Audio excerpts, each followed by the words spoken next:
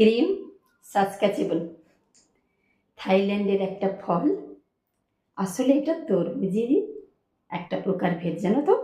Kim তরমুজ বাংলায় এটা।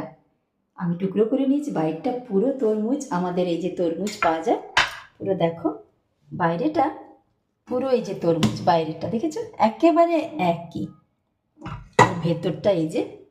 আর এতটাই সতেজ, মানে কাটার সাথে সাথে কড়কড় আওয়াজ, আর জুসে ভরা একেবারে, জানো তো, একেবারে জুসে ভরা। এই যে আমি আওয়াজটা শুনেছো, এই যে রস পড়ে যাচ্ছে, পুরো পুরো জুস পড়ে যাচ্ছে।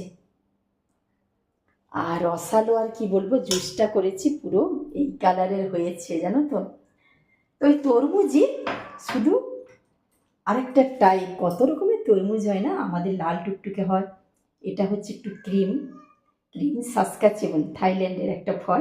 তো এটাকে যে আমি টুকরো করেছি, এটা যদি সামান্য মধু আর দারচিনি পাউডার দিয়ে ছড়িয়ে খাওয়া যায় না, ভীষণ স্বাস্থ্যকর, আর কি বলবো। তো যে যেরকম পারে খাও, তো শুধু টুকরো করে খেলেই ভালো, তাই না?